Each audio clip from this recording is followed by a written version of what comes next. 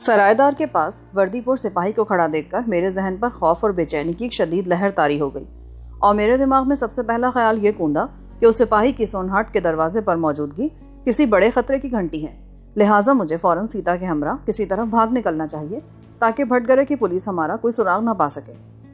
ہمیں کالی گاپ سے فرار ہو کر وہاں پہنچے چند ہی گھنٹے گزرے تھے، اور بس اسی اثنا میں مقامی پولیس ہماری طرف متوجہ ہو گئی تھی۔ نہ جانے انہیں مجھ سے رابطے کی ضرورت کیوں پیش آ گئی تھی۔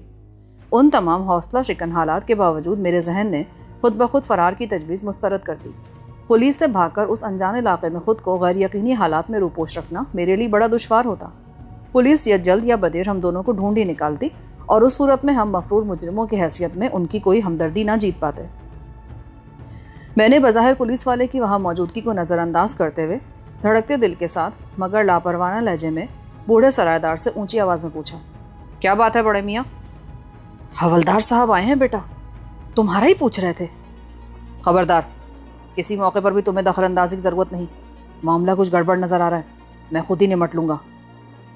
میں نے سرائے کی جانب واپس لوٹتے ہوئے سیتا کو تادیب کی۔ نیکر اور قمیض پر اوور کوٹ پہنے ہوئے وہ لمبی لمبی مونچھوں والا سپاہی نخوت سے گردن اکڑائے کھڑا تھا اور نہایت مذائقہ خیز نظر آ رہا تھا۔ دور سے ہی وہ ہم دونوں کو ایسے کڑے تیوروں سے گھور رہا تھا جیسے محض مشاہدے کی بنا پر ہمارا پورا شرجہ جان جائے گا۔ مگر ہم قریب پہنچے تو ہمالیائی بستی بھٹ گرا کے اس شرلک ہومز نے مجھے بے حد مایوس کیا۔ اس کا پہلا سوال ایک ایسی حقیقت کے بارے میں تھا جس پر کوئی بھی مقامی پورے یقین سے فیصلہ صادر کر سکتا تھا۔ کیا باہر سے یہاں آیا ہے؟ اس نے میرے بائیں شانے کے زخم پر بندھی ہوئی خون آلود پٹی کو خوخار نظروں سے دیکھتے ہوئے پوچھا۔ ہاں، میں نے چہرے پر مسکینی طاری کرنے کی کوشش کرتے ہوئے کہا، ہم سیاح ہیں، برف باری میں گھر کر راستہ بھٹک گئے تھے، 11 دن کی ٹھوکریں کھانے کے بعد آج ایک انسانی آبادی کی صورت دیکھی ہے۔ یہ کیا ہے؟ گو میرا زخم جیکٹ کے نیچے چھپا ہوا تھا، مگر پٹی کی وجہ سے جیکٹ کافی پھولی ہوئی تھی۔ چوٹ لگی ہے، کیا ہم پر کسی قسم کا شبہ کیا جا رہا ہے؟ یہ چوکی پر پتہ چلے گا۔ اس نے بیت سے مجھے ساتھ آنے کا اشارہ کرتے ہوئے کہا۔ سپاہی کی میت میں چند گز دور چلنے کے بعد ہم داہنی جانب گھومے اور ذرا ہی دیر بعد ایک ایسی چوڑی پتھریلی سڑک پر آ نکلے جہاں سے نشیبی ڈھلان میں دور تک پھیلی ہوئی بھٹ گرا کی عسرت زدہ بستی نظر آنے لگی۔ سنتری صاحب، ہمیں کوتوالی کیوں بلایا گیا ہے؟ کچھ دیر تک خاموشی سے چلنے کے بعد میں نے سراپا انکسار بنتے ہوئے اس مذائقہ خیز سپاہی سے پوچھا۔ میری اس گستاخی پر اس نے پلٹ کر مجھے قہر بار نظروں سے گھورا، مگر سوال کا جواب دینے کی زحمت کیے بغیر خاموشی سے آگے بڑھتا رہا۔ جس مقام پر ہمارے اس سفر کا اختتام ہوا وہاں زمین میں گڑی ہوئی لکڑی کے سہارے ٹین کا ایک بوسیدہ بورڈ جھول رہا تھا جس پر بڑے بڑے الفاظ میں دفتر انچارج صاحب بہادر پولیس چوکی علاقہ بھٹ گرا لکھا نظر آ رہا تھا۔ اس بورڈ سے ذرا پیچھے انگریزوں کے زوال رسیدہ اقتدار کی نشانی ایک مظلوم سی عمارت واقع تھی۔ پہاڑی پتھروں اور گارے سے بنے ہوئے اس بلند لیکن مختصر ترین کمرے پر بوسیدہ کھپریل کی چھت پڑی ہوئی تھی جو کسی زمانے میں یقیناً سرخ رہی ہوگی، مگر اب اس پر مٹیالہ پن طاری ہو چکا تھا۔ سپاہی مجھے اور سیتا کو لے کر اندر گھسا تو وہاں کسی حقے کی گڑگڑاہٹ سنائی دی۔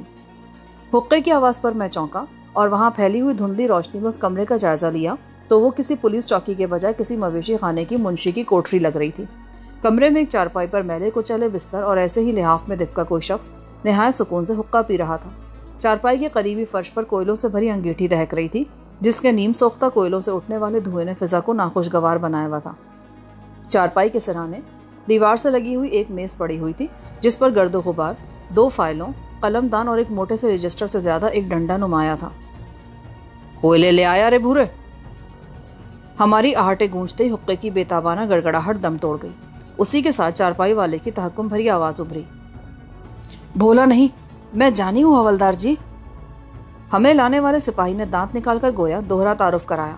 اب مجھ پر واضح ہو چکا تھا کہ اس سپاہی کا نام جانی ہے جبکہ حقہ نوش شخص حوالدار ہے۔ اوہ، مجرموں کو لے آیا کیا؟ یہ دونوں سونہاٹ سے نکلے ہی تھے کہ میں نے انہیں جا لیا۔ لڑکی تو ٹھیک ٹھاک ہے مگر مرد کا بایاں شانہ زخمی ہے۔ تم کون ہو؟ حوالدار نے قریب آ کر باری باری ہم دونوں کا جائزہ لیتے ہوئے پوچھا۔ میں سیاح ہوں، میں کئی برسوں سے کھٹمنڈو میں رہ رہا تھا، پھر ادھر تفریح پر آ نکلا، مگر راستہ بھٹک کر آدم خوروں کے قبیلے میں جا پھنسا، اب دھکے کھاتا یہاں تک آیا ہوں۔ کاغذات کہاں ہیں؟ وہ تو فرار ہوتے وقت اسی قبیلے میں رہ گئے، بڑی مشکل سے جان بچا کر ان موزیوں کے چنگل سے نکل سکا میں۔ اور یہ لڑکی کون ہے تمہارے ساتھ؟ یہ میری بیوی ہے۔ اسی وقت کوئلہ لانے والا شخص آ گیا اور میں اسے دیکھ کر چونک پڑا۔ یہ وہی شخص تھا جس نے ہمیں سونہاٹ پہنچایا تھا۔ شاید ہمیں وہاں پہنچانے کے بعد اسی نے انعام وغیرہ کے لالچ میں پولیس چوکی میں 2 بے موسم سیاحوں کی آمد کی مخبری کی تھی۔ بیوی؟ اس نے حیرت سے سیتا کو دیکھا۔ اس لڑکی کے باقی رشتہ دار کہاں ہیں؟ یہ قبائلی لڑکی ہے اور اس کی ماں کی اجازت سے میں نے اس سے شادی کی ہے۔ Your name? حوالدار نے میرا جواب نظر انداز کرتے ہوئے بگڑے ہوئے یتیمانہ لہجے میں یہ سوچ کر سیتا سے پوچھا کہ شاید وہ انگریزی سمجھ سکے۔ سیتا پہلے ہی اس سے بھنائی ہوئی نظر آ رہی تھی۔ حوالدار کے منہ سے نکلے ہوئے دونوں انگریزی الفاظ اس کے لیے لایانی تھے۔ وہ زور سے ہنس پڑی۔ یہ کیا بک رہا ہے؟ ارے یہ تو اردو ہی بول رہی ہے۔ حوالدار بھی کھسیانے انداز میں ہنسنے لگا۔ کافی دیر کی بحث کے بعد ساری صورتحال میری سمجھ میں آ سکی۔ دراصل اسی روز صبح سویرے کسی مقامی نے بھٹ گرہ کی مضافاتی پہاڑیوں میں 2 سفید فام آدمیوں کی مست شدہ برہنہ لاشیں دریافت کی تھیں۔ ان کے جسموں پر بہت سے ننھے ننھے زخم موجود تھے۔ اس کے علاوہ سارے بدن اور چہرے پر لمبی لمبی گہری خراشیں تھیں، جیسے چاقو کے بھل سے ان کے بدن کو کاٹا گیا ہو۔ ان کی آنکھیں بھی بڑی بے رحمی سے نوچ لی گئی تھیں۔ اس تفصیل سے مجھے یہ اندازہ لگانے میں کوئی دشواری پیش نہ آئی کہ وہ لاشیں کالی گاپ کے سردار کے مجرموں ڈان اور رینی کی ہوں گی، جنہیں سیتا نے 24 تابوتوں اور گوشت خور چونٹوں کے عذاب سے فرار کا موقع فراہم کیا تھا، مگر وہ دونوں اپنے انجام سے نہ بچ سکے۔ سردار کے خون آشام شکرے نے واقعی ان دونوں کا کام تمام کر دیا تھا۔ بھٹ گرہ جیسی بستی کے لیے یہ لاشیں سنسنی کا باعث بن گئیں۔ مردہ گھر یا باقاعدہ اسپتال نہ ہونے کے باعث وہ لاشیں خستہ حالی کے پیش نظر ایک عیسائی قبرستان میں اس مفروضے کے ساتھ دفنا دی گئیں کہ ہر سفید چمڑی والا عیسائی ہوتا ہے۔ اس واقعے پر پوری بستی میں ہراس پھیلا ہوا تھا۔ ان حالات میں جب ہم دونوں بھٹ گرہ پہنچے تو ہمارے رہنما بھولا نے پولیس کو مخبری کر دی اور چوکی سے فوراً ہی جانی کو ہماری طلبی کے لیے روانہ کر دیا گیا۔ سیتا کی سرخ و سفید رنگت، نیلی آنکھوں، بھوری زلفوں اور اس کے بے حجابانہ رویے سے بھولا اور پھر حوالدار اس غلط فہمی کا شکار ہو گئے کہ سیتا مرنے والوں کی ساتھی ہے، اور میں نے حوث و رقابت کے جذبوں سے مغلوب ہو کر ان دونوں کو قتل کیا اور سیتا کو لے بھاگا۔ اس شبے کو میرے شانے کے زخم اور بگڑنے والے حلیے سے بھی بڑی تقویت ملی، مگر سیتا سے طویل باس پرس کے بعد حوالدار، جو بلحاظ عہدہ ہیڈ کانسٹیبل تھا، کے شبہات بے یقینی کا شکار ہو گئے۔ بھٹ گرہ کی پولیس چوکی نہایت پسماندہ تھی۔ شاید اس کی وجہ یہ رہی ہو کہ اس علاقے میں جرائم کی شرح نہ ہونے کے برابر تھی۔ کسی قریبی شہر سے براہ راست مواصلاتی رابطہ نہ ہونے کے سبب بیشتر مسائل کے حل کا انحصار حوالدار کی ثوابدید پر ہوتا تھا، اور جو مسئلے اس بے عقل کے لیے دشوار ہوتے انہیں وہ مختصر روداد اور مجرم سمیت اپنے واحد سپاہی کی طویل میں ہر ماہ آنے والی لاری کے ذریعے علاقائی پولیس اسٹیشن روانہ کر دیتا، جو بھٹ گرہ سے 104 میل دور تھا۔ میں نے پوری گفتگو میں اس بات کا خاص خیال رکھا کہ میری زبان سے کالی گاپ کا نام نہ نکلے، نہ ہی میں نے مرنے والوں سے اپنی شناسائی کا کوئی حوالہ دیا۔ سیتا بھی شاید یہ نکتہ سمجھ چکی تھی، لہٰذا اس کے منہ سے بھی کوئی قابل گرفت بات نہ نکلی۔ پرجوش باس پرس کا اختتام چوکی کے انچارج کے لیے حد درجے یاس انگیز تھا۔ یہ غنیمت تھا کہ باتوں میں الجھ کر اسے میری جامع تلاشی کا خیال نہ آیا، ورنہ ریوالور اور سونے کے وزنی ٹکڑے کے بارے میں جواب دہی مشکل ہو جاتی۔ آخر کار وہ اپنی دھوتی سمیٹ کر دوبارہ چارپائی پر جا چڑھا۔ بھولا انگیٹھی میں مزید کوئلے ڈال کر راکھ گرا رہا تھا، اور جانی ایک غیر جانبدار مبصر کی طرح وہاں موجود تھا۔ حوالدار نے گرد آلود میز سے ایک فائل اٹھائی اور اس میں ایک سادہ کاغذ نکال کر اس پر پینسل سے میرا اور سیتا کا نام لکھا۔ میں نے اسے کھٹمنڈو کا ایک فرضی پتہ بھی لکھوا دیا۔ پھر اس نے مختصراً ہماری وہاں آمد کا سبب اور اپنی تفتیش کا خلاصہ لکھا۔ آخر میں میرے بیان پر اس نے یہ بھی لکھ دیا کہ یہ جوڑا پہلی فرصت میں بھٹ گرہ سے واپس اپنے شہر چلا جائے گا۔ اس کاغذ پر اس نے میرے دستخط لیے۔ سیتا سے انگوٹھا لگوانے کے لیے سیاہی میسر نہ تھی، لہٰذا حوالدار نے اپنے غلیظ تکیے کے نیچے سے سرمے کی ڈبیا نکالی اور اس کی مدد سے کاغذ پر سیتا کے انگوٹھے کا نشان لیا، اور ہمیں زبانی دھونس کے بعد وہاں سے نجات مل گئی۔ باہر آتے سیتا مجھ پر برس پڑی۔ تو اس قدر بزدل کیوں ہوتا جا رہا ہے؟ ان تینوں کے سامنے ڈر ڈر کر بات کیوں کر رہا تھا؟ تجھے ہر بات میں میری بزدلی نظر آتی ہے۔ تجھے کچھ خبر ہے کہ وہ لوگ کون تھے؟ ہوں گے کوئی بھی، مگر میں تنہا ان تینوں کی مرمت کر سکتی تھی۔ مرمت کی بچی، وہ سرکاری آدمی ہیں، ان سے الجھنے کے بعد ہمیں کہیں امان نہ ملتی۔ یہ کوئی جنگلی علاقہ نہیں ہے، یہاں قانون ہوتے ہیں اور ہر ایک کو ان پر چلنا پڑتا ہے۔ اب دوپہر ڈھلنے لگی تھی۔ میں جلدی جلدی بازار کی طرف روانہ ہو گیا۔ تھوڑی ہی دیر بعد مجھے اندازہ ہو گیا کہ کوتوالی سے نکلنے پر ہمارا تعاقب نہیں کیا گیا۔ سیتا کے لیے شہر کی معمولی چیزوں میں دلچسپی کے لیے سامان پوشیدہ تھے۔ انسانی زندگی بسر کرنے کا منظم اور مربوط نظام اس کے لیے عجوبہ تھا۔ ان سب سے بڑھ کر وہ سب سے پہلے لاری دیکھنے کے لیے بے چین تھی۔ بھٹ گرہ کا بازار جھونپڑیوں اور کیبنوں پر مشتمل تھا۔ میں لاؤبالی سیاح کی طرح دکانوں کا جائزہ لیتا، دکانوں کے رخ پر ایک کشادہ گلی میں مڑا تو قریب ہی ڈھلاندار سڑک پر لاری کھڑی نظر آ گئی اور پھر سیتا کو میں کسی طرح نہ روک سکا۔ وہ پرشوق انداز میں دوڑتی ہوئی لاری کی طرف بڑھتی چلی گئی۔ اکا دکا خریداروں اور دکانداروں نے اسے حیرت اور دلچسپی کی نظروں سے دیکھا پر کوئی نتیجہ اخذ نہ کر سکے۔ لاری کے ٹائروں پر موٹی موٹی آہنی زنجیریں چڑھی ہوئی تھیں۔ سیتا کو شوق اور انہماک سے ان کا معائنہ کرتے دیکھ کر قریبی قہوہ خانے سے 2-3 منچلے نوجوان اس کے قریب آ کھڑے ہوئے۔ اس سے قبل کہ وہ لوگ سیتا سے کوئی شوخی کرتے، میں تیز تیز قدم اٹھاتا وہاں جا پہنچا۔ لاری کب روانہ ہوگی؟ میں نے ان لوگوں کو اپنی موجودگی کا احساس دلانے کے لیے پوچھا۔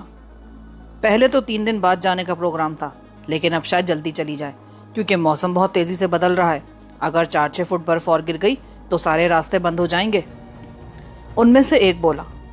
سیتا نے جب دل بھر کر بس کا معائنہ کر لیا تو میں نے بازار کے باقی حصے کا چکر لگا ڈالا۔ پورے بازار میں مجھے کوئی صراف نظر نہ آیا۔ پھر اچانک ہی مجھے اپنی حماقت کا احساس ہوا۔ وہ بستیاں جہاں لوگوں کو پیٹ بھرنے کو 2 وقت کی روٹی بمشکل میسر آتی ہو، وہاں صراف کا ہونا ناممکن سی بات تھی۔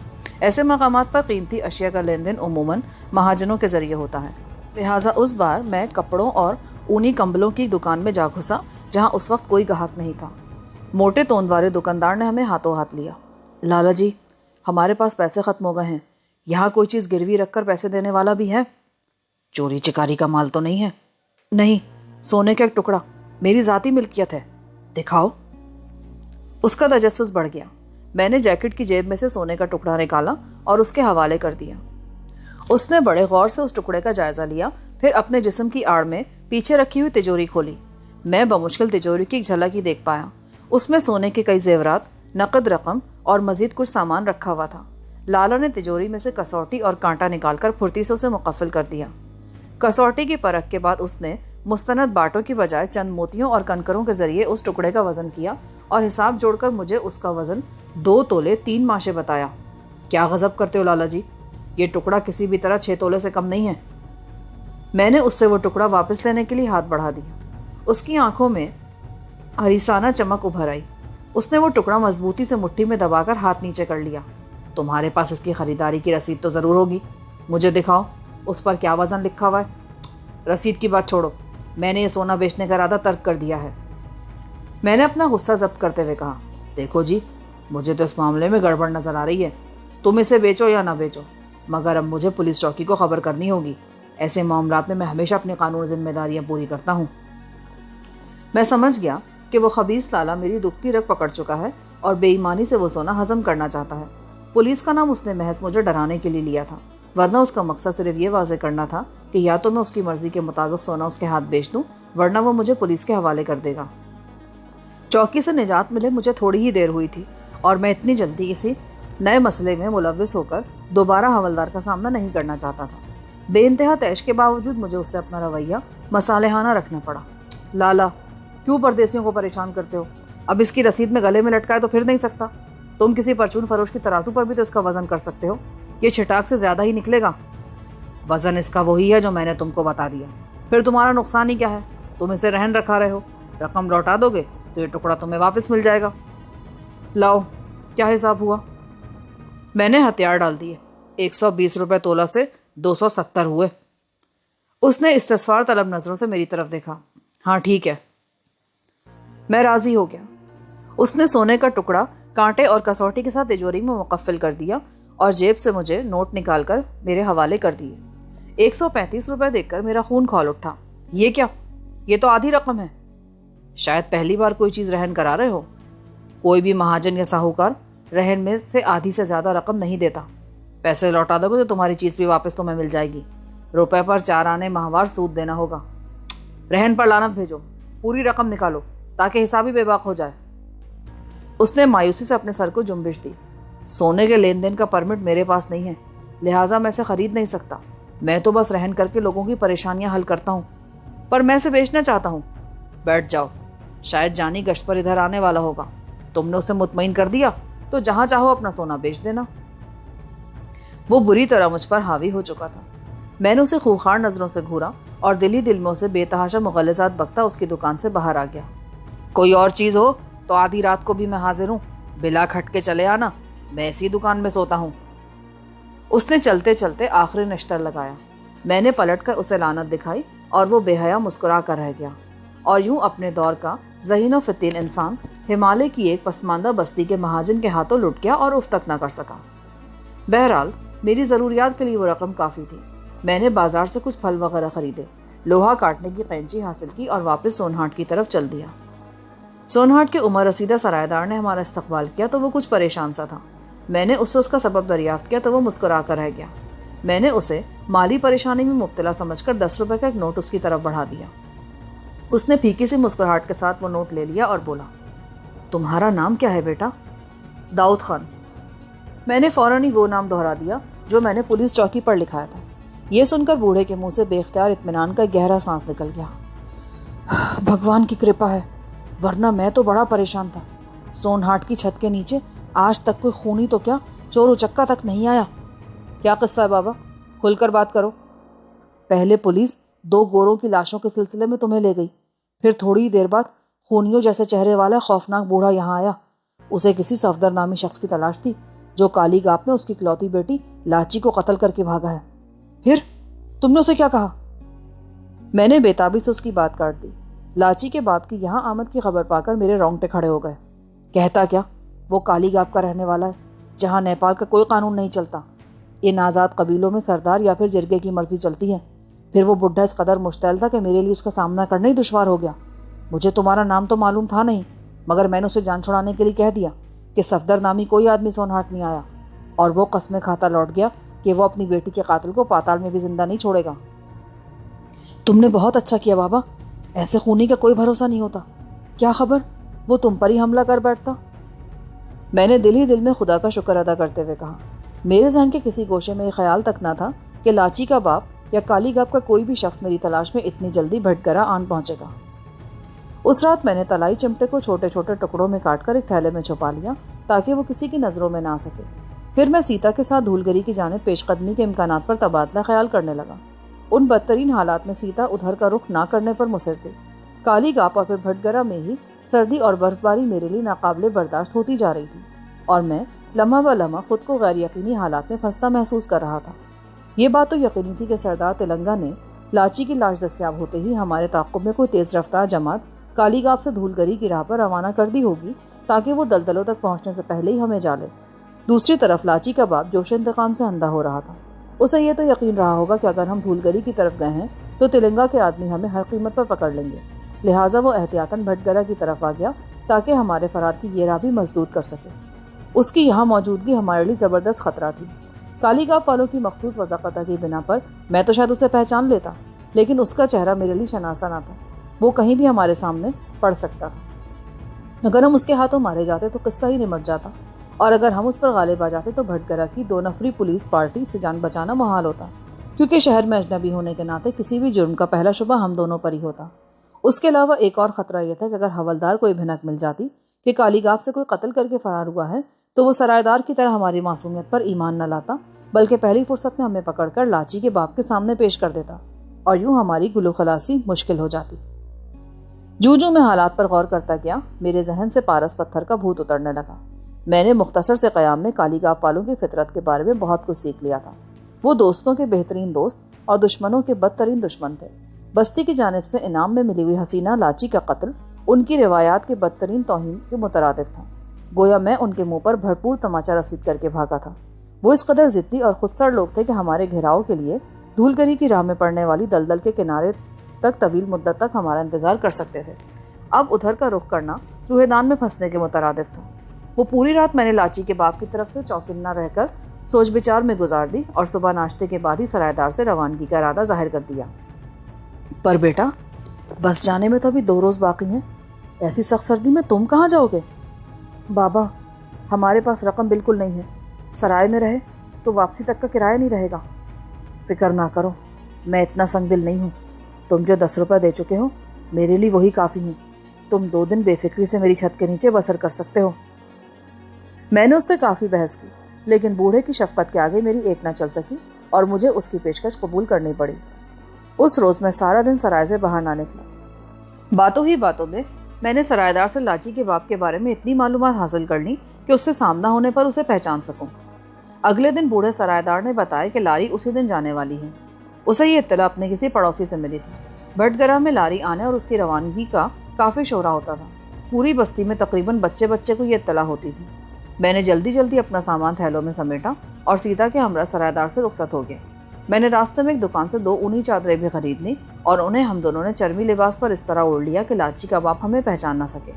جیکٹوں کے کالر کھڑے کرنے کے بعد وہ اونی ٹوپیاں بھی اوڑھ لیں جن میں سے صرف ناک اور آنکھیں نظر آتی ہیں۔ جب ہم بازار کے اس حصے میں پہنچے تو لاری کے قریب بھاگ دوڑ و ہجان کے آثار نظر آئے۔ بس کا عملہ روانگی سے پہلے ٹھوک بجا کر بس کی کمانیاں، پہیے وغیرہ دیکھ رہا تھا، مگر ان میں سب سے نمایاں ایک دراز قامت سفید ریش شخص تھا جس نے اپنے بدن پر ریچھ کی کھال اوڑھی ہوئی تھی۔ اس کے لمبے لمبے سفید بال بے ترتیبی سے پیشانی پر بکھرے ہوئے تھے۔ جھریوں دار توانا چہرے پر بڑی بڑی آنکھوں میں وحشت چمک رہی تھی۔ آنکھوں کی سرخی اور ورم سے ظاہر ہو رہا تھا کہ وہ پچھلی کئی راتوں سے جاگتا رہا ہے۔ اس کا داہنا ہاتھ کھال میں چھپا ہوا تھا اور کھال میں بار بار پیدا ہونے والے نوکیلے ابھار سے پتہ چل رہا تھا کہ اس کے ہاتھ میں تیز دھار والا کوئی کھلا ہتھیار موجود ہے۔ وہ بڑی بے چینی سے لاری کے دروازوں کے درمیان کیچڑ بھری زمین پر ٹہل رہا تھا اور ہر نئے آنے والے کو بھڑک کر گھورنے لگتا تھا۔ اس کے انداز سے واضح تھا کہ وہ شدید بے چینی سے وہاں کسی ناپسندیدہ شخص کی آمد کا منتظر ہے۔ میری چھٹی حس چیخ چیخ کر خطرے کا اعلان کر رہی تھی۔ سرائیدار کے بتائے ہوئے حلیے کے مطابق وہ لاچی کا باپ ہی ہو سکتا تھا جسے میری خون کی پیاس نے بے چین کیا ہوا تھا، اور اس کے علاوہ وہاں ایک بوسیدہ تپائی پر بھٹگرہ کا واحد سپاہی جانی اپنی وردی پر اوور کوٹ پہنے لوگوں سے ہنسی مذاق میں مصروف تھا۔ مجھے اتنا تو یقین تھا کہ ہماری حیت قضائی پر لاچی کا باپ ہمیں عورتیں سمجھ کر ہماری طرف آنکھ بھی نہ اٹھائے گا، مگر جانی بہت بدتمیز اور گستاخ آدمی تھا۔ وہ ہماری مشکوک وضاقتہ پر ضرور چونکتا اور شاید دسترازی کرتے ہوئے چادریں بھی کھینچ لیتا، اور اس وقت ہمارے لیے لاچی کے باپ کے برہنہ خنجر سے بچنا محال ہو کر رہ جاتا۔ میں سیتا کا ہاتھ تھامے سامنے پڑنے والی پہلی تنگلی میں گھستا چلا گیا۔ چند قدم تیزی سے طے کرنے کے بعد میں نے ہوشیاری سے گرد و پیش کا جائزہ لیا، پھر اپنی پشت کو خاصا جھکا کر منہ سے کسی مریض جیسی کراہیں نکالتا آگے ہو لیا۔ یہ اچانک تجھے کیا ہو گیا؟ سیتا میری اس اداکاری پر بوکھلا گئی۔ مجھے نمونیا ہو گیا ہے، میرے ساتھ چلیا، لاری پر لاچی کا باپ خنجر ہاتھ میں لیے کھڑا ہے۔ سیتا میرے بدلے ہوئے لہجے سے شاید سہم گئی اور ایک لفظ کہے بغیر میرے ساتھ ہو لی۔ آبادی کا ایک طویل چکر کاٹ کر میں اندازے کی بنا پر واپس سڑک کی طرف ہو لیا۔ اب اس کے سوا کوئی چارہ نہ رہ گیا تھا کہ لاری کے وہاں سے روانہ ہونے کے بعد اسے راستے میں روکا جائے، ورنہ اس قید خانے میں تو چند روز بھی زندہ رہنا محال نظر آ رہا تھا۔ ایک جگہ میں نے کھیل میں مصروف چند بچوں سے لاری کی گزرگاہ کے بارے میں معلوم کیا، پھر ہم سیٹ باندھ کر اسی طرف ہو لیے جدھر ہماری رہنمائی کی گئی تھی۔ آدھے گھنٹے کی تھکا دینے والی بھاگ دوڑ کے بعد آخرکار ہم پتھروں سے بنی ہوئی اس پہاڑی سڑک تک جا ہی پہنچے جس سے لاری گزرنے والی تھی۔ یہاں ہمیں چٹانوں کی آڑ میں تقریباً 1 گھنٹہ انتظار کرنا پڑا، پھر ویران بلندی سے لاری کے انجن کا تیز شور سنائی دیا اور ہم دونوں چادروں میں لپٹے سڑک پر آ گئے۔ جو ہی ڈھلان کے ایک موڑ سے بس گھوم کر نیچے رینگتی نظر آئی، ہم دونوں سڑک کے وسط میں آ گئے اور ہاتھ لہرا لہرا کر لاری کے ڈرائیور کو رکنے کا اشارہ کرنے لگے۔ چند منٹ بعد ہماری کوششیں رنگ لائیں۔ لاری کی رفتار بتدریج سست ہوتی چلی گئی۔ لاری رکتے ہی میں کلینر کے سوالات کو نظر انداز کرتے ہوئے سامان سمیت اندر گھس گیا۔ سیتا نے بھی میری تقلید کی۔ ارے کہاں جانا ہے؟ کلینر میرا ہاتھ جھنجھوڑ کر بولا۔ شہر۔ میں اس کی طرف پلٹ کر غرایا۔ اسی اثنا میں میں لاری کے مسافروں کا جائزہ لے چکا تھا۔ اس میں کل 11 نفر سوار تھے، ڈرائیور اور کلینر کے علاوہ 3 بوڑھے، 2 نوجوان مرد، 1 باپردہ لڑکی اور مختلف عمروں کے 5 بچے۔ اس کے علاوہ پچھلی نشستوں کے قریب کئی سربہ مہر تھیلے اور بوریاں وغیرہ پڑی ہوئی تھیں۔ ہم دونوں کے بیٹھتے ہی لاری پھر چل پڑی۔ مسافروں میں لاچی کے باپ کو موجود نہ پا کر میں نے اطمینان کا سانس لیا اور سر سے ٹوپی اتار دی۔ شہر سے لاری میں کیوں نہیں بیٹھے؟ نشست پر بیٹھنے کے بعد کلینر نے تلخ آواز میں پوچھا۔ میں تیری گردن پر سوار نہیں ہوا، تجھے کیا تکلیف ہے؟ میں اسے گھورتے ہوئے غرایا۔ کیوں جھگڑا کرتا ہے؟ موسم خراب ہے، شاید اڈے پر پہنچنے میں بیچاروں کو لاری چھوٹنے کا ڈر ہوگا۔ ان مکالمات پر ایک قوی الحفصہ بوڑھا گھوم کر کلینر سے بولا۔ ارے بابا، تم بھی جانتے ہیں ان لوگوں کو، شاید کرائے کے پیسے بھی نہیں ہوں گے اس کے پاس۔ بوڑھے سے یہ کہہ کر کلینر نے میرے آگے ہاتھ پھیلا دیا۔ کدھر جانا ہے؟ پیسہ نکالو کرائے کا۔ میں نے جیکٹ کی جیب سے نوٹوں کی گڈی نکال لی۔ یہ لاری کہاں تک جائے گی؟ نوٹ دیکھ کر اس کی آنکھیں حیرت سے پھیل گئیں۔ وہ مروب لہجے میں بولا، راستہ صاف ہوا تو موڑ تک جائے گی۔ میں نے ایک نوٹ اس کے حوالے کر دیا۔ اس نے باقی رقم لوٹائی تو میں نے شان بے نیازی سے وہ اسی کو دے دی، اور وہ خود سر کلینر یوں میرا احسان مند نظر آنے لگا جیسے اس کے آباء و اجداد تک میری فیاضی سے بہراور ہوتے آئے ہوں۔ سیتا بڑی حیرت کے ساتھ لاری کے سفر سے لطف اندوز ہو رہی تھی۔ اس کی نگاہیں کھڑکی سے باہر جمی ہوئی تھی۔ बस का रास्ता बेहद हौलनाक और दुश्वार गुजार था। भटगरा से निकलने के तकरीबन आधे घंटे बाद ही चक्करदार मुसलसल चढ़ाई शुरू हो गई और बस रेंगती हुई ऊपर जाने लगी। मेरी बख्शिश के नतीजे में लारी का क्लीनर मेरा दोस्त बन चुका था। उसकी जुबानी पता चला कि लारी की पहली मंजिल काठ मंदिर है। उस बस्ती में सदियों पुराना लकड़ी का एक हसीन मंदिर मौजूद था, जिसकी मजबूती में सदियां भी खलल अंदाज ना हो सकी। मंदिर के सहन में मीठे पानी का एक चश्मा मौजूद था, जिससे सर्दियों में गर्म और गर्मियों में यकबस्ता पानी बहता था। कुदरत के उस बेशबहा अतिये की बदौलत काठ मंदिर खासा खुशहाल इलाका गिना जाता था। बस्ती के आसार नजर आते ही ड्राइवर ने बार बार हॉर्न बजाना शुरू कर दिया, और जब लारी बस्ती की हदूद में दाखिल हुई तो सड़क के किनारे बर्फ के नरम तोदों में बेशुमार सुर्ख सफेद बच्चे चीख चीख कर लारी पर नरम नरम बर्फ उछालने लगे। काठ मंदिर की आबादी उन दिनों शदीद बर्फानी हवाओं की जद में आई हुई थी। तह दर तह ऊनी कपड़ों में लिपटे हुए लारी के नज़ारे के शौकीन बच्चों के सिवा सड़कों पर इक्का दुक्का ही राहगीर नजर आ रहे थे, वरना हर तरफ अजीब यासंगेज वीरानी का राज था। इलाके में हरियाली का कहीं नाम तक ना था। दरख्तों पर पूरा पूरा खिजा का राज था। फिर लारी एक जगह रुक गई। वहाँ हॉर्न की पेशगी आवाज़ें सुनकर कुछ लोग आ चुके थे, और उनकी वहाँ आमद किसी शौक का नतीजा ना थी। उनमें एक आदमी काठ मंदिर के डाकखाने से आया था। उसने एक फार्म पर क्लीनर के दस्तखत लेकर 2 पार्सल और चंद खतूत पर मुश्तमिल एक सरबा मोहर लिफाफा उसके हवाले किया। फिर क्लीनर ने एक फार्म पर दस्तखत लेकर भटगरा से आने वाली डाक उसके हवाले की। चंद ताजरों के सामान के थैले उनके सुपुर्द किए। आगे जाने वाला कागजी खानापुरी के बाद लारी में बार किए। इन कार्रवाइयों से निमटकर क्लीनर ने ड्राइवर से कुछ बात की, फिर मेरे पास आ गया। मेरे घर चलोगे? कहाँ? मेरी बीवी मेरी माँ के साथ यहीं काठ मंदिर में रहती है। मैं आते जाते उससे मिल लेता हूँ, और बर्फबारी के तूफानी मौसम के आगाज से पहले आखिरी फेरे में मैं उन दोनों को अपने साथ मोट ले जाता हूँ। वो दोनों बिल्कुल तैयार मेरी मुंतजिर होंगी। क्या तुम मोट में ही रहते हो? हाँ, वहाँ मेरे पास सरकारी क्वार्टर है। मेरे लिए मौका गनीमत था। लारी में बैठकर ऊँघने से बेहतर था कि उस शहर के गली कूचे भी देख लिए जाएं। कौन जाने जिंदगी में उस शहर में दोबारा आने का कभी मौका मैसर आ भी सके या नहीं। उस मामले में सीता मेरी हमनवा थी। हम दोनों जैसे ही नशिस्त से उठे, क्लीनर चौंक कर एकदम अगली सीट में किसी चीज़ पर झुक पड़ा। साथ ही उसके मुंह से तहैयर भरी आवाज़ भी निकली। फिर मैंने हैरतनाक मंजर देखा। हमसे आगे वाली नशिस्त के अक़ब में आहनी दस्ते लगे हुए थे, ताकि पीछे बैठने वाले उन्हें पकड़कर खुद को शदीद धचकों और झटकों से बचा सकें। मेरे आगे नस्ब आहनी दस्ता उस वक्त जरी चमक रहा था। मुझे ख्याल भी ना था कि हमारे सवार होने के वक्त उसका रंग क्या था। जो ही मेरी नज़रें क्लीनर से चार हुई, वो बड़बड़ाने लगा, ये सुनहरा कैसे हो गया? शायद डिपो वालों ने बदल दिया होगा। मैंने उसे नाखून से खुरचते हुए कहा, वरना ये इनकलाब देखकर तो मेरा दिल भी कनपटियों में धड़कने लगा था। नामुमकिन, भटगरा में एक रात इसी जगह सोया था मैं, जहां तुम बैठे हो। ये दस्ता लोहे का ही था, क्लीनर ने कहा, और उसके इन अल्फाज के साथ ही मेरी नज़र अपने बाएं हाथ पर गई, और अचानक मेरे जहन में खुशी का एक झमाका हुआ। सीता भी सूरत हाल का अंदाज़ा लगा चुकी थी, और उस वक्त तो पलके झपकाए बगैर पुरजोश अंदाज में मेरे बाएं हाथ को घूरे जा रही थी। मगर इससे पहले कि सीता कुछ बोलती, मैंने अपने जोशो खरोश को दबाते हुए क्लीनर से कहा, छोड़ो, हुआ होगा। तुम अपने घर नहीं चलोगे क्या? हाँ, आओ चलो, वो चौंक कर बोला। रास्ते में क्लीनर मुझे काठ मंदिर के बारे में ना जाने क्या क्या बताता रहा, और मैं उसे हूँ हाँ करके टालता रहा, क्योंकि उस वक्त मेरा जहन बेवजनी के आलम में खला में तैरता फिर रहा था। मुझे अपने इर्द गिर्द ख्वाबों की जन्नत रक्सा नजर आ रही थी। मेरी नजरें रह रहकर अपने बाएं हाथ पर जा पड़ती, जिसकी एक उंगली में भौंडे और स्याह पथरीले नग वाली चांदी की अंगूठी पड़ी हुई थी। उन लम्हात से पेशतर वो अंगूठी मेरे लिए बिल्कुल बेहकीकत और मामूली थी। उसकी अहमियत सिर्फ उस जज्बाती रिश्ते की वजह से थी जो सुंदरी ने अपनी बेटी मेरे हवाले करके कायम किया था। सुंदरी बेसरो सामान और दरिंदों के गोल में तन्हा ज़रूर थी, मगर उसकी फराग दिली बेमिसाल थी। मुझे रुखसत करते हुए वो सादा दिल औरत मुझे कोई कीमती तोहफा तो ना दे सकी। हाँ, उसकी आंखों में लरसते बेशबहा आंसू या फिर बज़ाहिर बेवक़्त नज़र आने वाली चांदी की अंगूठी मेरे लिए उसकी 2 लाजवाल यादगारें थीं। और यह हकीकत है कि सुंदरी से रुखसत होने के बाद बारहा मैंने उसे याद किया था। जब भी अंगूठी पर नज़र पड़ती तो मुझे बेख्तियार सुंदरी याद आ जाती, जिसने अपने बाप आनंद राम की दी हुई वो निशानी मेरे हवाले कर दी थी।